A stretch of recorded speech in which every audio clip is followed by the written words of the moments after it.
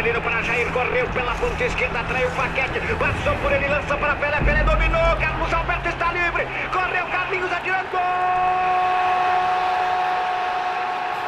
1970. O Brasil é tricampeão de futebol e os militares estão há 7 anos no poder. Carlos Alberto, camisa número 4, Brasil tricampeão do mundo! Costuma-se dizer a seleção de 70 é uma seleção usada pela ditadura, comprometida com a ditadura e tal. Mas o que aconteceu de fato é que é uma seleção num período de ditadura, onde a ditadura procurou tirar o máximo proveito daquela vitória, mas havia uma questão ali, quem estava em campo não era a ditadura, era, vamos dizer, uma criação do povo brasileiro.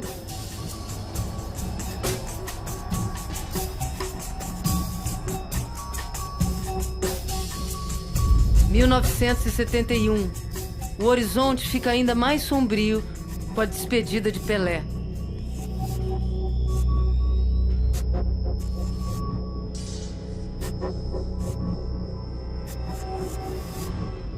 Óbvio que o Pelé não era eterno, não. Todos nós temos um final de carreira, de vida. Pelé era ídolo até hoje. Então, não é fácil também para o ídolo parar.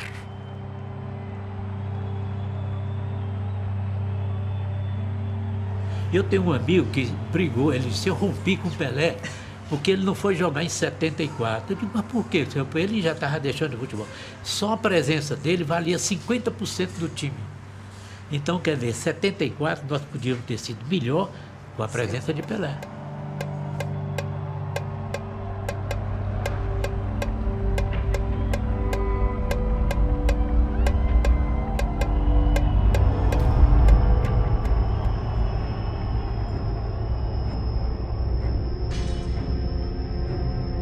Acho que, na verdade, todas essas vitórias, não só da seleção brasileira como de outras, têm uma ponta de baixo do iceberg, que são as circunstâncias históricas, sociais, etc. No caso de 70, de fato, era um pleno milagre econômico, o Brasil estava ultra seguro de si, né? A repressão da ditadura já era feroz, mas não tinha alcançado ainda o nível que alcançaria em 72, 73, 74. E 74 é a primeira Copa do Mundo depois da crise do petróleo. Tinha uma série de coisas em volta disso que tornavam aquela Copa completamente diferente da Copa de 70. A Copa de 70, a imagem que eu tenho, é uma Copa solar, sob todos os aspectos. Era sol, o México fazia sempre sol. E na Alemanha, por causa dos horários dos jogos, já é uma Copa mais noturna, é uma Copa mais sombria, apesar da alegria, da movimentação da seleção holandesa.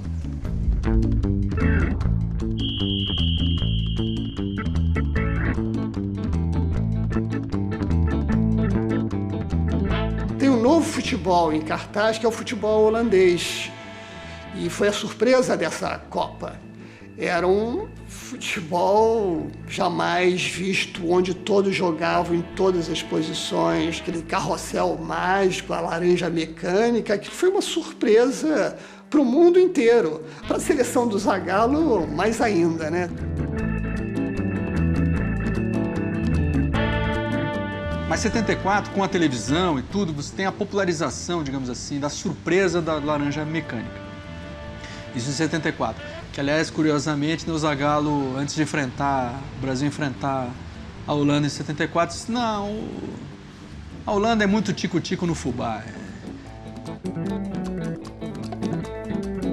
O carrossel holandês foi uma grande revolução no sentido da ocupação do espaço, da compressão das faixas de uso do terreno, da diferença entre o que é ataque e a defesa, ataque defensivo, defesa atacante. Os jogadores se distribuem de uma maneira não, vamos dizer, tão marcada ou previamente marcada como antes. E então, de certo modo, tudo isso levou a um futebol muito mais coletivo, muito mais tático.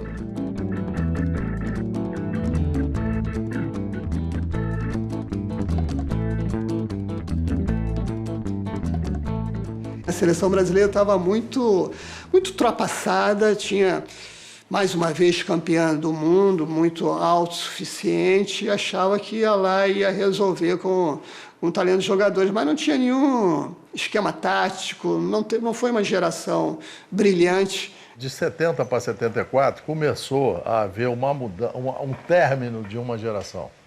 O Gerson, o Brito, o próprio Félix, o Pelé, o Everaldo, que sofreu aquele acidente e veio a falecer.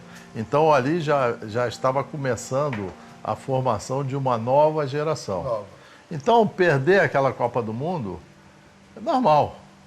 Porque ninguém consegue ganhar todas as Copas do mundo. Aqui no Brasil nós temos essa mania ou defeito, né? Achar que vamos ganhar tudo, porque é sempre o melhor, e não é assim. Em 74, primeiro o fator Pelé, que abandonou a gente, né? Não quis jogar a Copa do Mundo, né? Tanto que em seguida depois ele assinou com o Cosmo e voltou a jogar. Mas o que pesou, na minha opinião, foi isso, foram as mudanças e o clima que ficou horroroso. Aí virou, né, ciumeira, desavença, aí falando, tem que jogar. Aí tem jogadores que, de repente, não se empenharam. O Brasil começou mal.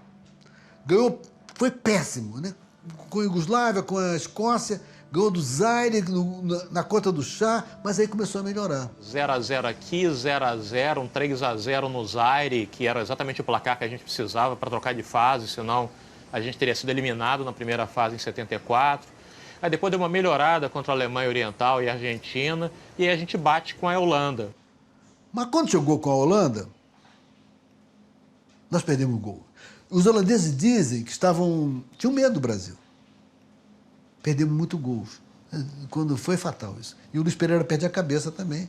O time de Cruyff e Neskes era um timaço.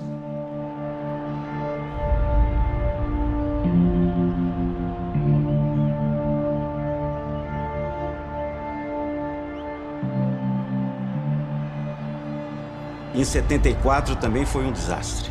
Né? Aquela célebre frase do Zagallo de que não conhecia a seleção da Holanda realmente mostra um despreparo da seleção naquela época. Né? E foi uma derrota triste. O jogo foi bem duro, o Brasil perdeu 2 chances bem claras de gol antes de a Holanda fazer o primeiro gol. E aí o time se desestabilizou. O que faltou foi nós fazermos os 2 gols no início da partida que os jogadores tiveram a chance de fazer. Que foram lances que entraram sozinhos e não conseguiram fazer o gol. Se não me engano, um foi o Paulo César e um foi o Jairzinho. Não tenho bem certeza.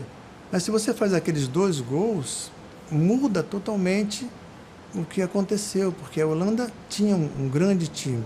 Desceu, dominou uma bola na meia direita, eu já fui na direção, parei, ele meteu, entrei, batia bem com os 2 pés, bati cruzado, ela não entrou. Tem isso também, a fatalidade. E tem um fator, que o Brasil, nós estávamos jogando em Gelsenkirchen. Ganhamos da Argentina, subindo de produção, depois ganhamos da Alemanha Oriental. Aí na semifinal eles jogaram a gente lá para Dortmund. Campo pesado, chuva, que é totalmente diferente, favorece o estilo de jogo deles, não o nosso. Cruyff parte pela direita, cruza para a área, pelota encontra Neskes, domínio da área, bateu! Gol da Holanda! Perdemos para a Holanda, né? Um banho de bola, um futebol brasileiro se mostrou muito pequeno, né? Muito provinciano diante daquela correria e da agilidade daquelas jogadas do Cruyff e companhia. Então aquilo foi meio triste, assim, mas não chegou a ser traumático. Não foi uma coisa que tenha me deixado traumatizado com o futebol. Mas eu entendi ali naquele momento que Copa do Mundo não era feita exclusivamente para o Brasil ganhar. Mas aí aprendemos a lição da pior maneira possível. Quer dizer, achamos que o futebol brasileiro estava ultrapassado e precisava incorporar essas novidades técnicas que a Europa estava criando. Então, estávamos claramente nos rendendo ao futebol europeu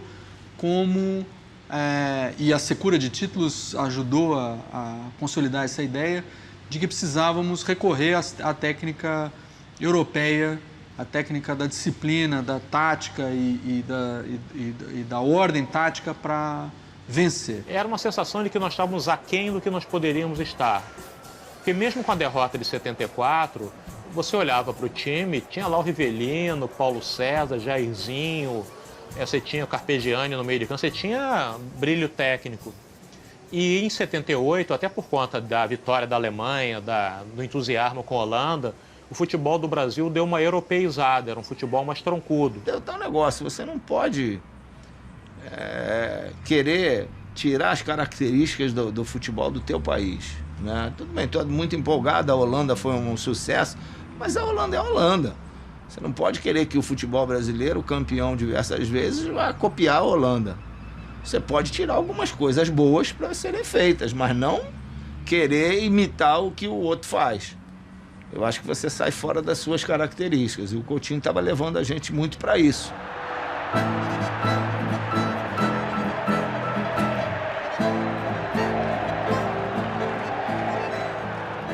Eu acho que de todas as Copas do Mundo que foram disputadas até hoje, a mais emblemática, sem dúvida alguma, foi a de 78, na Argentina. Por uma razão muito simples.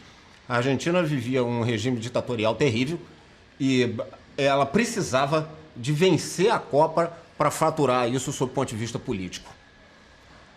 Todo mundo sabe, recentemente falecido, o general Jorge Rafael Videla, era o comandante em chefe da nação, que exigiu praticamente da seleção do seu país que vencesse a Copa. E para isso, evidentemente, teve... não dá para não dizer que não teve uma ajudazinha sob o ponto de vista político. Foi um ambiente muito ruim, até porque aquela Copa não sairia da Argentina de jeito nenhum. A ditadura tinha que ganhar. Era um clima muito pesado, e foi esse clima pesado que se fez a Copa. Alguns movimentos de direitos humanos, principalmente na Europa, tentaram tirar a Copa da Argentina, mas o Avelange, que tinha um conluio com o Videla, acabou mantendo a Copa. A FIFA acabou mantendo a Copa por lá. Dizem que houve um acordo entre o governo e os grupos de esquerda para que não acontecesse nada durante a Copa. É claro que os presos continuaram sendo torturados nas cadeias, mas não houve nenhum acontecimento que fosse público, que os jornais fossem obrigados a noticiar nesse ponto de vista.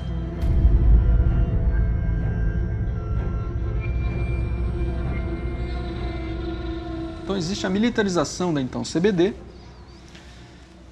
e a militarização da Comissão Técnica da Seleção Brasileira. Aí o presidente da CBD ainda, o almirante Heleno Nunes, né, da Aeronáutica. E houve uma reunião no Centro Residencial Beto Rockefeller em relação ao tratamento. Os caras não davam a mínima pra gente, os militares. Aí eu chutei o balde, cara. Cara, que se foda, entendeu? Almirante Heleno Nunes, não devo nada a Heleno Nunes, entendeu? Nós temos que dar palpite lá na Marinha, não aqui. Isso na reunião, entendeu? Aí eu pulei, aí quem ficou do meu lado, se não me engano, acho que foi Marinho Chagas, acho que Falcão também, né? E voltamos pro Brasil. Aí saiu a convocação e eu fui cortado. Aí ele jogou na minha cara no dia, que você nunca mais vai jogar na seleção brasileira.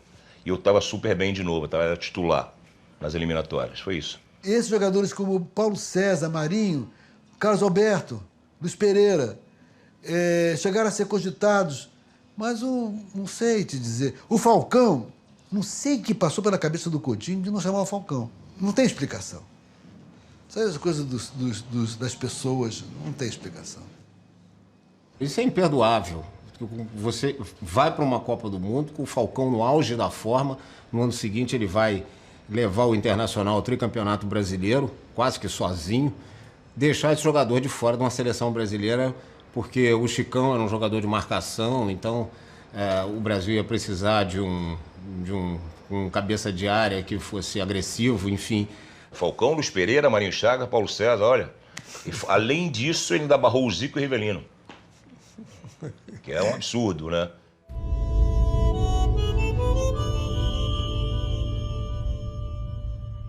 Minha primeira memória da seleção é 1978, jogo de estreia do Brasil na Copa, Brasil e Suécia.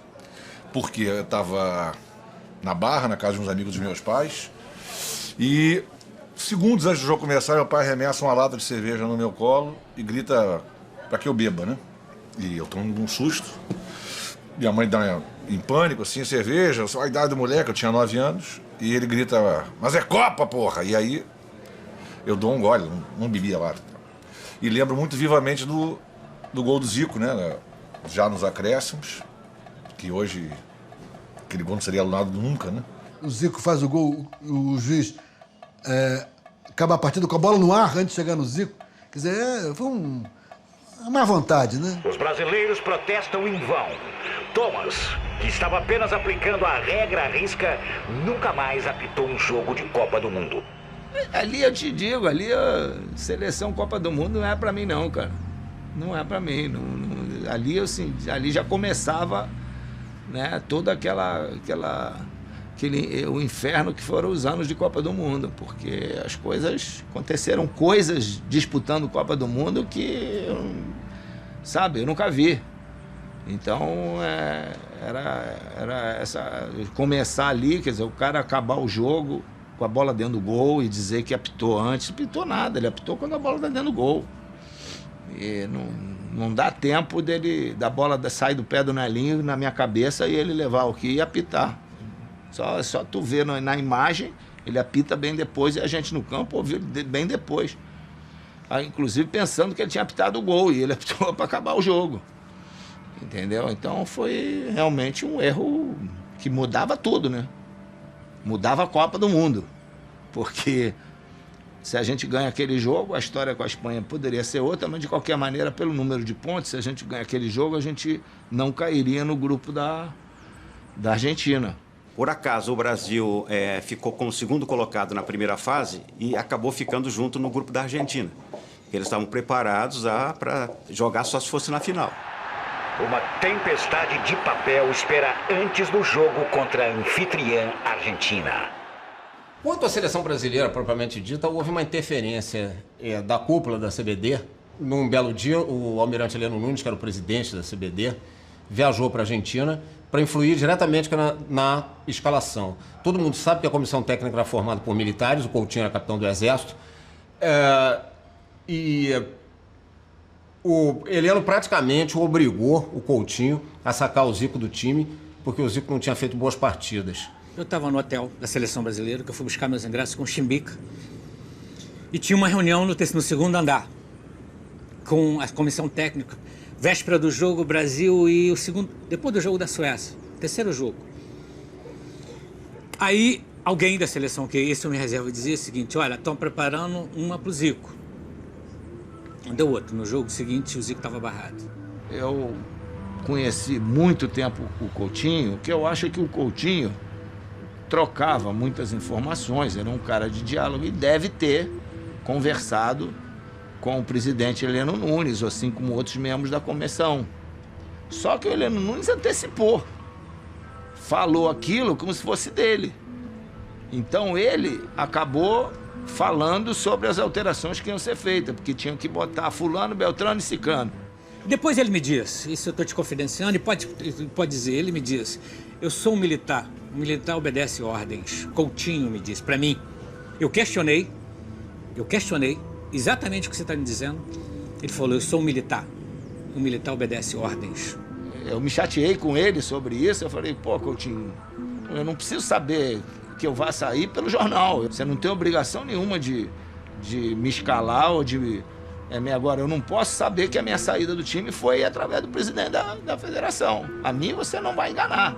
Usou-se como desculpa, como razão, é difícil dizer, o campo pesado de Mar del Plata para sacar do time o Reinaldo e o Zico, que eram dois craques de bola, e colocar dois caras que não eram super craques, mas resolviam ali melhor, que era o Jorge Mendonça e o Roberto Dinamite. E o combinado era o seguinte: ficar Zico e Rivelino no banco. No segundo tempo ele ia entrar com os dois, para matar eles.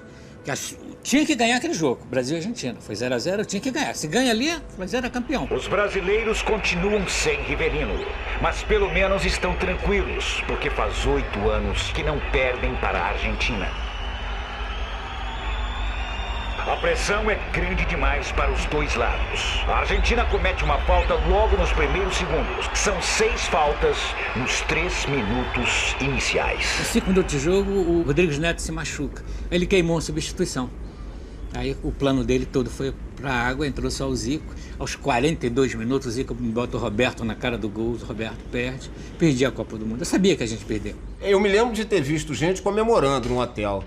E eu disse para aquelas pessoas, a Argentina vai enfrentar o Peru e vai ganhar do Peru, não tem como o Brasil ir à final. As pessoas comemoraram um empate 0-0 porque ele tinha sido obtido em Rosário, dentro de um caldeirão formidável, mas na verdade esse resultado foi péssimo e ele já indicava o que ia acontecer daí para frente. Empatamos com a Argentina. Era um jogo complicado mesmo, 0-0.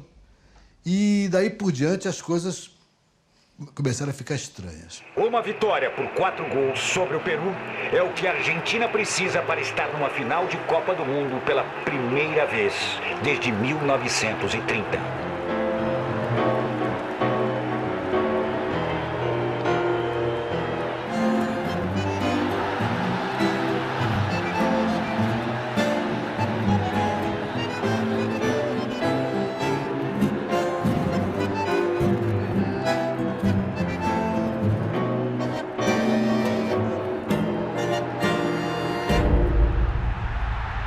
A Argentina venceu por 6-0 e com esse resultado eliminou o Brasil da final. Ninguém pode afirmar com certeza que a seleção peruana estava vendida, porque não há prova disso.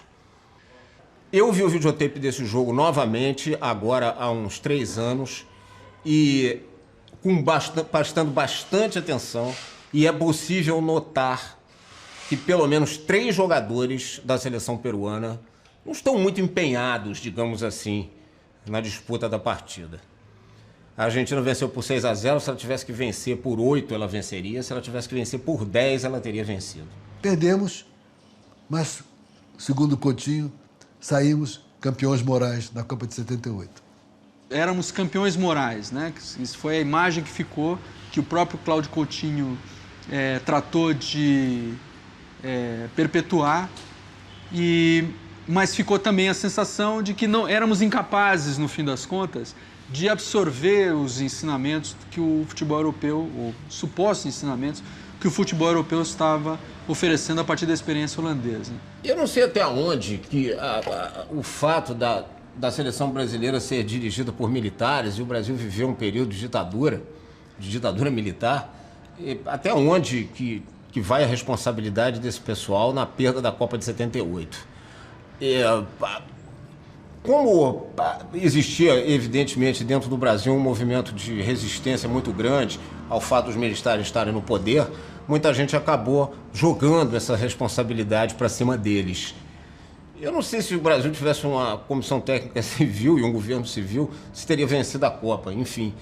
O que eu posso dizer é que o Coutinho, que depois vai se tornar um treinador espetacular, né, formando o maior time da história do Flamengo, ele não tinha ainda maturidade suficiente para ser o treinador da seleção brasileira numa Copa do Mundo. Se você perguntar a qualquer jogador do Flamengo, ele vai citar o Coutinho como um grande treinador. Mas lá na Copa, não sei, ele se perdeu. Com certeza, se o Coutinho tivesse um pouquinho mais de experiência, fosse um treinador um pouco mais experiente, e se não houvesse toda a influência política, o Brasil teria vencido essa Copa dentro da Argentina.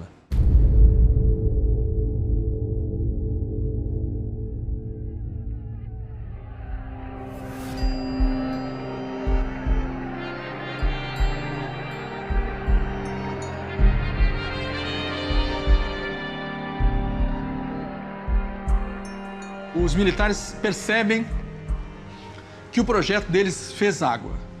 Não tem como seguir adiante.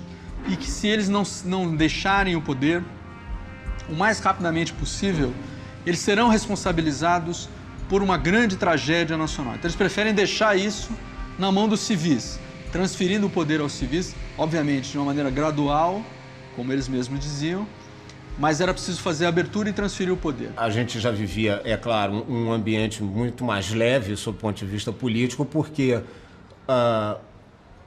o AI-5 havia sido extinto, com ele a censura prévia e o governo já havia decretado a anistia, que se não foi ampla, geral e restrita, beneficiou muita gente. Nesse sentido, os ventos já estavam favoráveis, embora a gente ainda vivesse governo militar e ainda fosse uma ditadura. Você tinha já a percepção de que a maré tinha virado e que a ditadura estava acabando. Não sabíamos quando, mas já estava acabando, né? O presidente já era o Figueiredo, que não era exatamente um democrata visceral, mas ele era um cumpridor de ordens. E a ordem que ele tinha recebido do Geisel era: você vai abrir o regime, custe o que custar. Daí aquela frase paradoxal dele, mas muito sincera, que é: quem for contra a abertura, eu prendo e arrebento.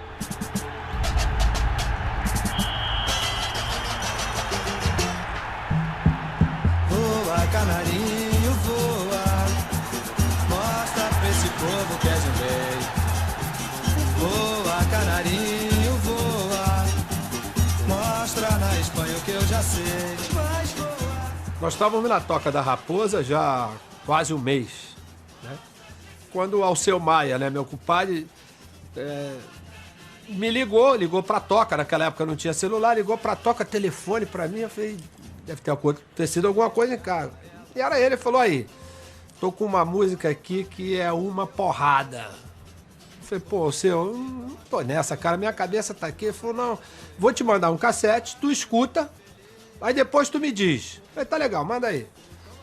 Aí 2 dias depois chegou o cassete lá, aí eu juntei com o Edivaldo, que era meu parceiro de samba, falei: Edeva, chega aí, vamos escutar uma parada que o Alceu mandou.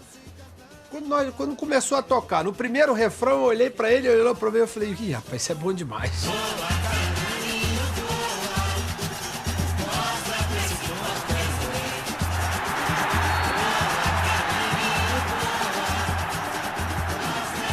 Aí quando eu cheguei na sexta-feira, ele ainda falou pra mim assim: pô, aí vê se fica devagar, cara. Pô, amanhã a gente vai gravar. Eu falei: tá legal, beleza, deixa comigo. Pô, um mês longe do Rio, né? Tinha um pagode lá na Bartolomeu mesmo, que se chamava Bar Calil. No Bar do Calil tinha um amigo meu de Friburgo que tava sempre ali, o Telinho. A Telinho logo falou: aí, vai ter uma parada lá no Bar do Calil. Eu falei: legal, tô lá. Aí, pô, cantamos a noite inteira, não sei o quê. Eu cheguei em casa tardão. Aí quando deu 11 horas que eu me apresentei lá pra gente, lá na RCA Vitor, lá em Copacabana. Falou: e aí? Eu falei: não, tá na ponta da língua. Eu tinha passado a noite inteira cantando Voa, Canarinho.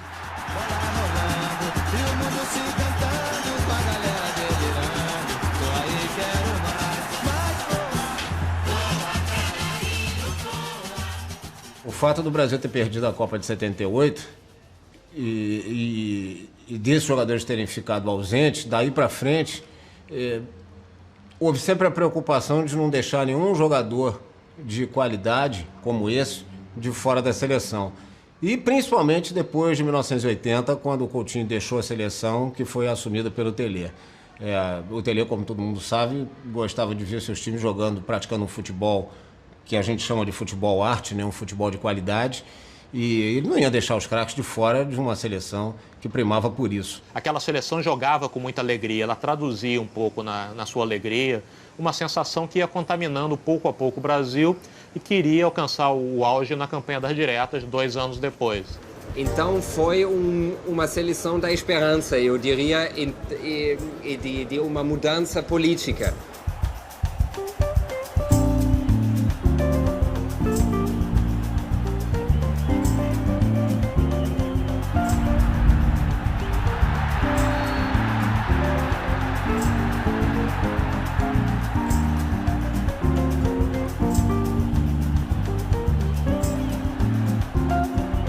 Eu me lembro que o Brasil só daqui é campeão. Eu próprio escrevi que o Brasil só perderia aquela Copa por um desastre muito grande. Todo mundo já dava como vitoriosa. De 82, né? De 82 era um time maravilhoso, né? 82 é que eu lembro, realmente, porque eu lembro de toda a festa nas ruas, da preparação para a Copa do Mundo. E a gente fazia bandeirinhas nas ruas, pintava a rua toda, decorava a rua toda com o tema de seleção brasileira. E toda a molecada participava dessa grande festa.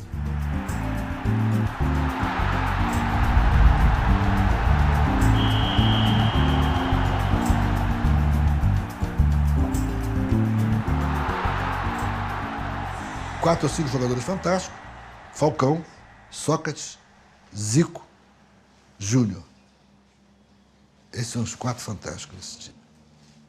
4 jogadores realmente que podiam ter 5 com Adílio, que não estava naquele. O 6 com Cláudio Adão, Mas não estava. Então, e Leandro, esqueçamos o Leandro.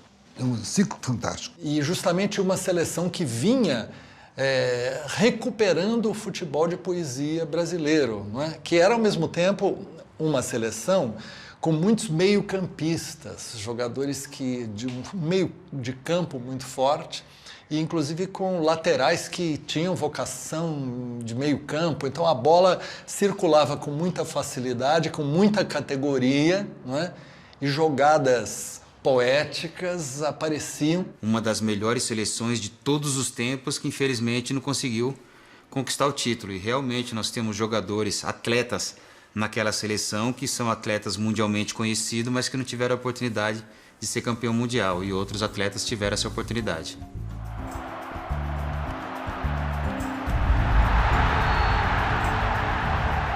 Eu fui apresentado à seleção brasileira com Cerezo, Falcão, Zico e Sócrates. Depois disso, nós tivemos um meio de campo melhor? Não. Tivemos um meio de campo melhor? Não. Assim, independente da... 1982. 82, sim. Que teve aquela seleção lá que até hoje é difícil você bater aquela seleção. Até hoje. Aqui mesmo, a gente não tava... Quando a gente fez o negócio dos botões, não botou lá os craques de cada seleção. De 82 era o que mais tinha. Era o que mais tinha. Tava quase com 70, se bobear tinha até mais que 70. Se você tirasse, era 2, 3 que não entraram ali. O Dream Team do futebol de todos os tempos, né? Não tem Di Stefano, não tem Puskás, não tem ninguém. O time de 82 é o melhor.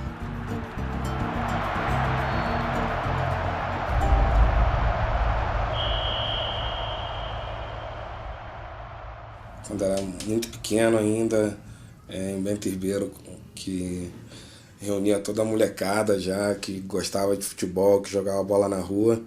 A gente reunia sempre na casa de alguém e assistia os jogos da seleção, né, juntos. Aí era uma grande festa, todas as crianças, cada um gostava de ser um jogador, eu gostava de ser um jogador, aí eu ia para jogar depois futebol na rua mesmo, meu nome já passava a ser outro jogador e assim a gente se divertia na rua. Era realmente um evento, qualquer jogo da seleção brasileira era um grande evento na rua. Você era quem normalmente? Normalmente era o Zico, eu gostava de ser o Zico, que sempre foi meu grande ídolo. Tínhamos o melhor jogador do mundo. Eu lembro bem que a gente fez, antes da Copa do Mundo de 82, a gente foi para uma excursão na Europa, fomos jogar na Inglaterra. Eu vi pela primeira vez o Zico se aplaudiu de pé dentro do estádio em Wembley. Aquilo me marcou muito.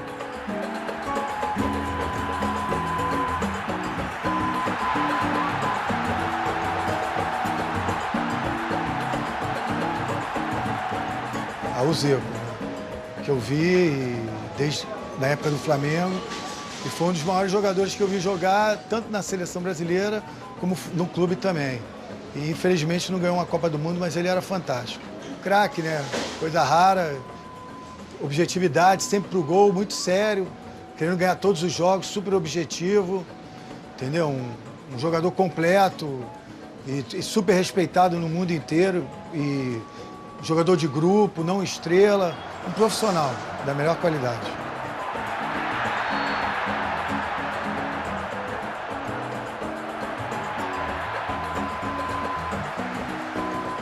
Meu filho chama Arthur por causa do Zico. Então, você nem flamenguista Nem flamenguista sou. Nascido em São Paulo, meu filho chama Arthur. Eu sou Botafogo, assim, sou até suspeito de falar do Zico. Mas Ele tirou muito de vocês, né? Vixe, velho. Mas eu adoro o Zico, cara. O maior jogador que eu já vi jogar foi o Zico. Zico. E é um cara que gera uma polêmica violenta quando se fala o nome dele na seleção, né? Mas pro rubro-negro é isso, né? O Zico na seleção foi o maior. Quer dizer, pra seleção, né? é um cara que deu... Faltou sorte a ele num momento ou no outro, mas é uma história brilhante na seleção. Tinha o Zico, não posso deixar nunca de... Que até hoje eu brinco com ele, hoje sou um amigo particular, somos amigos. E quando eu chamo ele, eu chamo de ídolo, né? Eu chamo de Zico.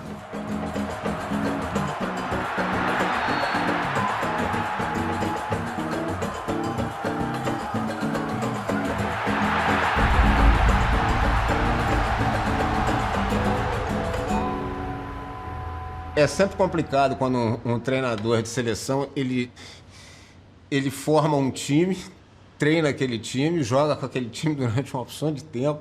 E aí chega no dia da estreia da Copa, ele tira uma ou duas peças do time.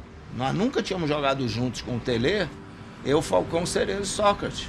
Então, eu acho que nós quatro, se tivéssemos treinado já há mais tempo juntos, e não houve possibilidade disso, porque o Cerezo estava suspenso, ele não ia jogar o primeiro jogo. E o Cerezo, na cabeça do Tele, era uma peça muito importante, e era mesmo. Então, eu acho que isso foi fundamental, porque a gente, em termos de conjunto, perdesse um pouco em alguns setores. A gente jogou durante 3 anos com o Tele com aquela forma, o Paulo Isidoro num lado ou o Tita, na esquerda o Éder ou o Zé Sérgio. E no meio campo eu, Cerezo e Sócrates, porque o Falcão só foi convocado na Itália. Então quando veio o Falcão, tudo bem, está numa fase boa, entra, mas, quer dizer, quando o Falcão entrou, saiu um do canto. Então é onde eu digo que complicou pro Leandro, porque o Paulo Isidoro ali fechava bem. Então não é questão de você ser bom, ser ruim, Tascanão, não é questão dos nomes, é questão da estrutura da equipe. A estrutura da equipe, a partir do segundo jogo, foi modificada. Se a gente treina durante 2 meses aquela, ou se a gente treina, mas você não pode, escalou, tinha um time para jogar num jogo e no outro já ia mudar tudo. As coisas não estavam se encaixando exatamente como a gente imaginou. Nós tivemos muita dificuldade para ganhar da União Soviética. O Brasil conseguiu fazer 2 gols já no fim, faltavam 15, 20 minutos para o jogo acabar, graças à genialidade do Éder e do Sócrates. E as coisas não saíram exatamente como a gente queria na estreia. No caso do primeiro jogo da seleção em 82, que foi aquela virada em cima da União Soviética com o gol do Éder já nos acréscimos ou perto disso, eu me lembro que eu estava isolado na sala, minha mãe me deixava na sala isolado para não ouvir as coisas que eu diria para o televisor. Eu estava tensíssimo ali vendo aquele jogo, eu realmente vibrava com a seleção de uma maneira que o tempo foi esmaecendo um pouquinho. E quando o Éder faz aquele gol, eu não titubeio, eu fico em pé, dou um salto no ar e dou um soco no ar à moda de Pelé. Só que tinha uma luminária baixa em frente ao sofá e eu arrebentei a luminária com um soco e me cortei todo. E aí a minha mãe veio com uma toalha tentando estancar o sangue, eu estava pouco me lixando para o sangue, né? Eu queria que aquela partida acabasse, que o Brasil estava ganhando, aquele time de fato era um time muito bom. Depois nós jogamos contra a Escócia, que tinha uma boa seleção. Dizem que foi a melhor seleção da história da Escócia, o que pode não ser grandes coisas. Nós conseguimos vencê-los por 4-1 com facilidade, mesmo saindo atrás do marcador. E depois nós enfrentamos a Nova Zelândia, né, que cá entre nós, o forte não é futebol. Na fase seguinte nós pegamos logo de cara uma Argentina que estava combalida por diversas situações. O grupo estava rachado, existia o grupo do Maradona e o grupo do Ramon Dias. E além disso havia o componente político. A Argentina estava vivendo naquele momento exato a Guerra das Malvinas, que acabou no dia que começou a Copa, mas claro que as suas feridas permaneceram abertas. Então, a gente acabou vencendo a Argentina por 3-1, num jogo que teve todos esses componentes. E aí vamos dar mérito à seleção brasileira também, que ela jogou muito nesse dia. E depois nós perdemos para a Itália, mas essa já é uma outra história.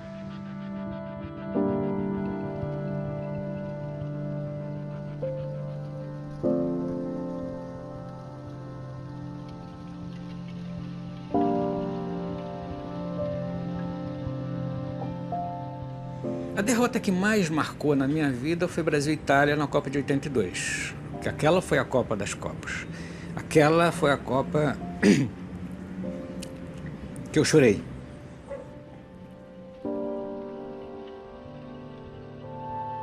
Aquela derrota para a Itália foi uma coisa traumática.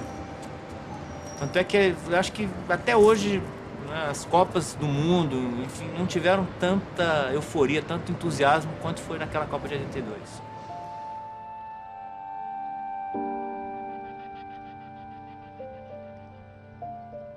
Talvez até ela tenha perecido por excesso de divisão de talentos, né? Não tinha um líder ali num determinado momento que numa situação complicada contra a Itália tenha feito o que o Didi fez na Copa de 58, que é pegar a bola no fundo do gol, meter debaixo do braço e no caminho para o meio de campo e explicando, olha, agora é que começou a brincadeira.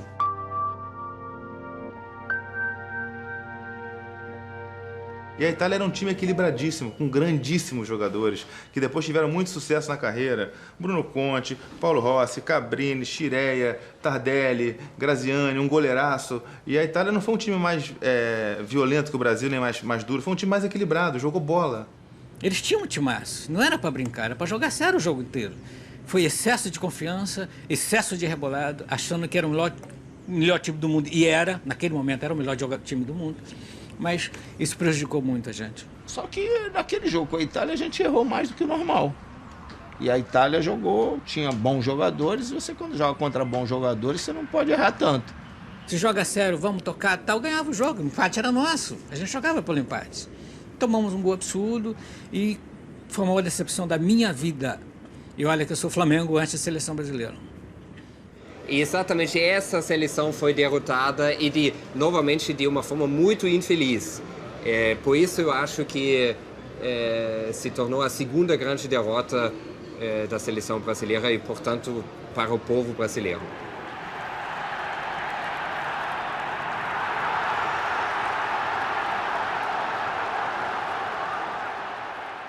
É uma Copa que o Brasil jogou seu futebol mais puro e legítimo, tão brasileiro quanto de 58, de 70 ou de 62. E eu torcia para mostrar para meu pai e para a geração antiga que o meu tempo era igual ao deles. E que o Zico ia ser tanto quanto o Pelé, e que a gente ia ganhar a Copa com a mesma exuberância. Então, quando a gente fez o gol do empate contra a Itália, em 82, foi o gol do Falcão, foi uma grande emoção, foi um alívio. Mas, no fundo, eu tinha uma ponta assim de decepção, porque primeiro eu queria que fosse o Zico, que era o meu ídolo, que tinha que ser o Pelé branco. E depois, porque o Brasil não podia classificar com empate. A gente tinha que passar ganhando todos os jogos, como a seleção de 70 ganhou. Eu acreditava que o bom ainda estava por vir. E aí a vida ia ensinando a gente que as coisas não são como a gente quer.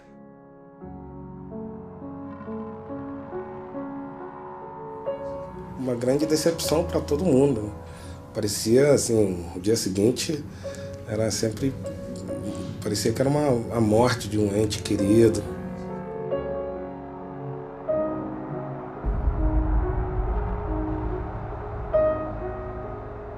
E eu me lembro do silêncio, quando acabou o jogo. E a imagem de São Paulo, num dia de sol como esse aqui, em silêncio. É a primeira imagem que eu tenho de alguma coisa ligada à seleção e de um momento triste.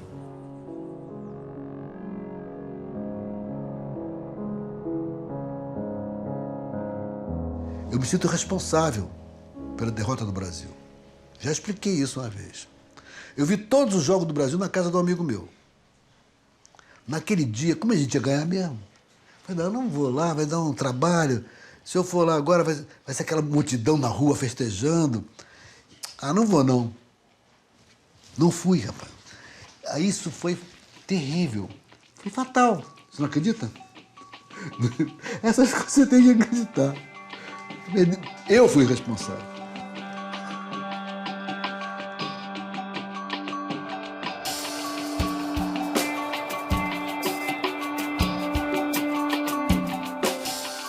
A história da Copa de 82 é uma história amarga, beça, que precisa ser discutida com mais calma. É uma história que dói muito. Propósito de ganhar uma Copa. Perdemos. Paciência. Campeão moral, pra mim não serve. Campeões da burrice. Esse título me parece mais apropriado. Foi uma pena ter perdido, porque o futebol arte perdeu muito com aquilo ali. Não apenas o futebol brasileiro, o futebol arte como um todo. Ali foi uma grande derrota do futebol, não foi apenas uma derrota da seleção brasileira. Aquele futebol que o Brasil jogava, por ter perdido, o time joga bonito, mas perdeu, entendeu? E aquilo ficou muito marcado. E por isso é tão dolorosa a derrota de 82, porque ela é um reencontro do Brasil com o seu futebol. De novo, aconteceu como aconteceu em 50. Quer dizer, mergulhamos de novo no nosso pessimismo atávico das nossas possibilidades. Não adianta. Esse negócio de futebol arte não ganha campeonato. Vamos abandonar esse negócio aí, vamos passar a jogar como os europeus jogam. Então a grande tragédia de 82 não foi ter perdido para a Itália, foi ter esquecido que jogávamos futebol. E a gente leu errado aquilo, a gente leu que a força venceu a técnica, e a gente passou a buscar força nos nossos times. A gente começou a encher o time de volante, a achar que tinha que jogar pro resultado, e não foi isso que a Itália fez. A Itália jogou bola. A Espanha ganhar aí foi ótimo, porque jogou bonito e ganhou. O Barcelona joga bonito e ganha. Não tem nada a ver. Você não pode jogar bonito quando você não sabe. Quando você sabe, você vai jogar bonito. Quem não sabe, não vai jogar bonito. Nunca, nem pode. Então não é essa a história. Só com aquele time ali, você só podia jogar daquela maneira. Com aqueles jogadores que tinha.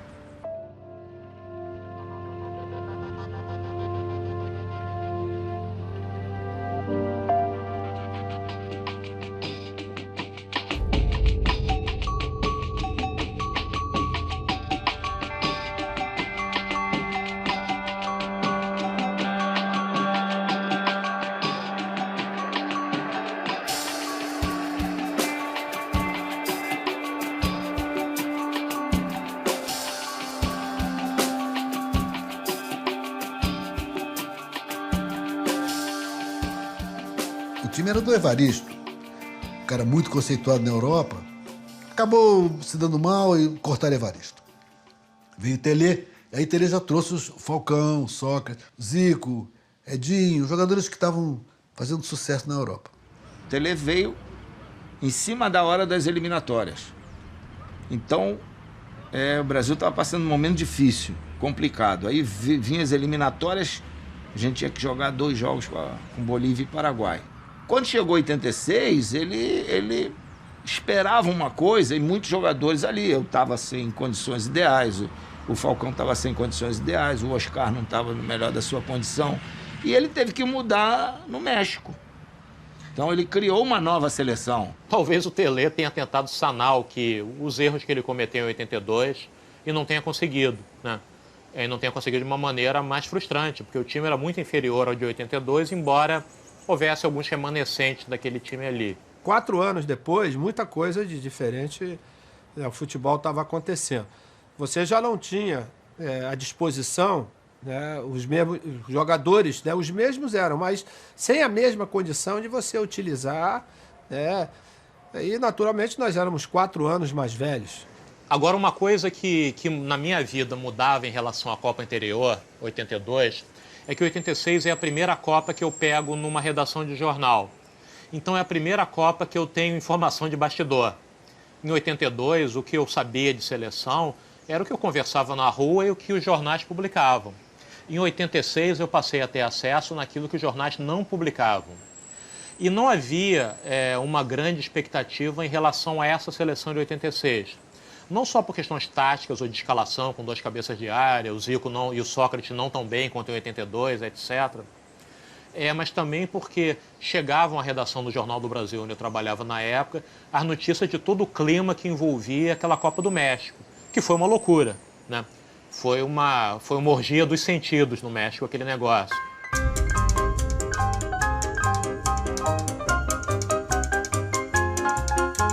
A Copa foi acompanhada pelo circo voador. É isso mesmo, a FAB levou o circo voador num de seus aviões para Guadalajara e o circo voador se instalou lá, tinha espetáculos constantes lá na cena de Guadalajara e não só, os jogadores frequentavam muito o circo voador. E era naturalmente uma coisa libertária, anarquista, louca, experimental, em termos de sentido, de drogas, etc. E a lembrança que eu tenho fora de campo era essa galera do circo voador lá e muito jornalista agregado àquela galera do circo voador ali, né? Então já tinha um tom meio cômico, assim, parecia uma coisa meio mequetrefe, parecia um pouco a trupe de Bye Bye Brasil, parecia uma coisa um pouco Mambembe indo ao México, que já evocava um pouco isso, né?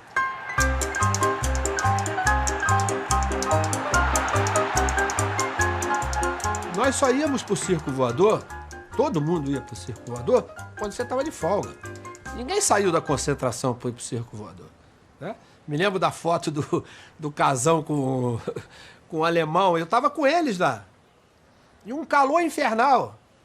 Aí, pô, os caras tiraram a camisa e estavam com você, pô, você ia pra Teresa tomar uma solzinha com um limãozinho dentro, todo mundo fazia isso. Eu acho que o circo voador, na verdade, pra gente até ajudou, né?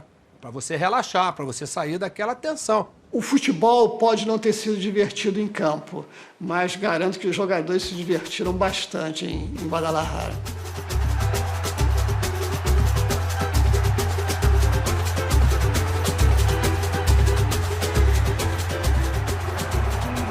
Brasil no campo de ataque, domina a bola ao canto, vem avançando com certa lentidão, já enfiou na frente para Miller, passa para Júnior, Júnior rolou para a Careca, bateu, é gol! Gol! Um jogo muito apertado, o campo sem caminho para ninguém, e aí o Zico dá um passe pro Branco, que é como se ele fizesse, como se fosse o Messias. Ele abre o mar de jogadores franceses e o Branco entra naquele espaço e sofre o pênalti. Fala, agora é a hora da redenção. Eu tinha treinado bem. Na véspera eu treinei, um dos melhores aproveitamentos. Por incrível que pareça, eu e o Júlio César, dos melhores aproveitamentos no treino. E bati mal, entrei no jogo e tal, tava ali, não bati, o cara foi no canto, mas a bola ainda foi à minha altura para facilitar ainda mais. E escolhi o canto errado e tal.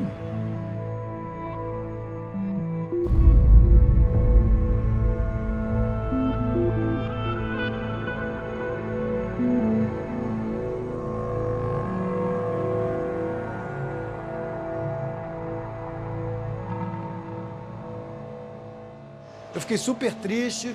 Eu vou dizer que foi a primeira vez que eu chorei assim no estádio, abalado com aquela derrota, e particularmente por causa do Zico ter perdido aquele pênalti. Em 86 eu sofri mais porque o Zico perdeu o pênalti, que sempre foi meu ídolo e não queria que aquilo acontecesse.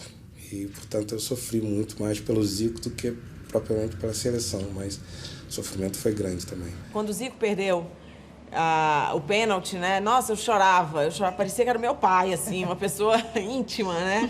Mas tudo bem, faz parte, é futebol, é esporte, é isso mesmo. O Zico perdeu o pênalti, não foi um chute tão horroroso. Foi mais ou menos ruim. Mas pênalti não se perde, né? Então, se não fez o gol de pênalti, chutou mal. Não é para o goleiro pegar. Pênalti não é para o goleiro pegar, não. E isso realmente ficou marcado na vida do Zico.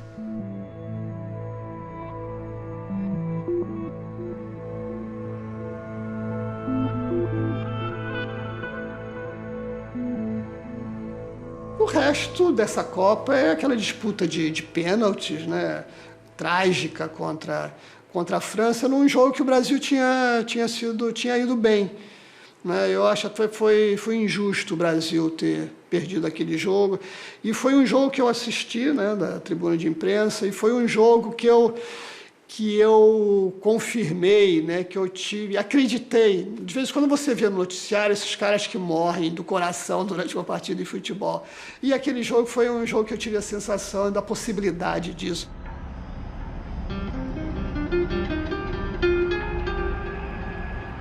Ele vai bater, bateu, o goleiro defendeu! Ai, ai, ai, ai, ai, torcida brasileira! O goleiro defendeu! Agora, vamos lembrar o seguinte, o Zico perdeu o pênalti durante o jogo e teve a coragem leonina de ir bater pênalti na hora do jogo ser decidido pelos cobranças de tiro da marca penal. O Zico foi lá.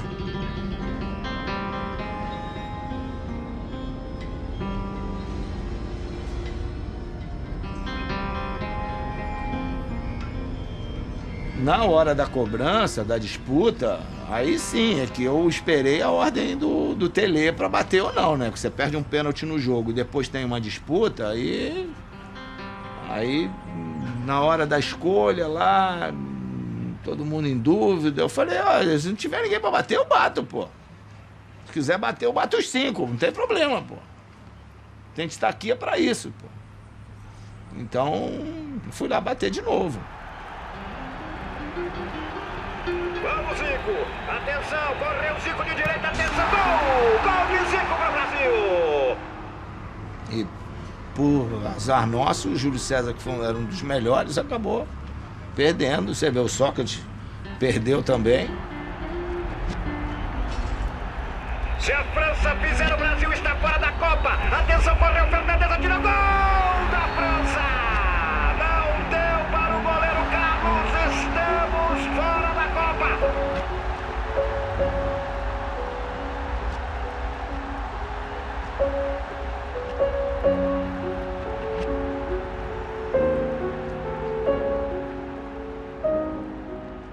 E a gente, às vezes, sofre por esse pêndulo, por esses extremos, né? A nossa análise, imagina, ou a gente vai do complexo de vira-latas, que a gente é uma raça de desgraçados, sem caráter, ou a gente vai para o país abençoado por Deus e bonito por natureza, né? Na nossa terra tem palmeiras e a gente não consegue, às vezes, achar o meio, ficar indo para lá e para cá.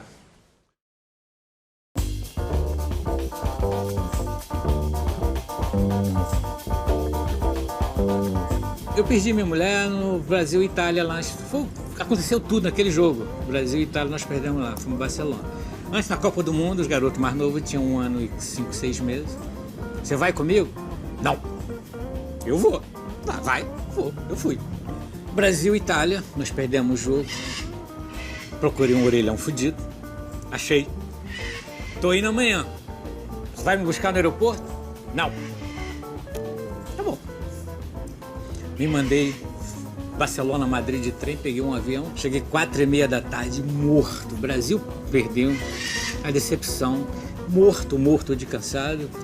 Cheguei em casa, eu morava Atlântica com Bolívar, o seu porteiro me olhou, pô, me ajudou, subi, abriu a porta, escolhe agora, ou eu, teus filhos ou o Flamengo.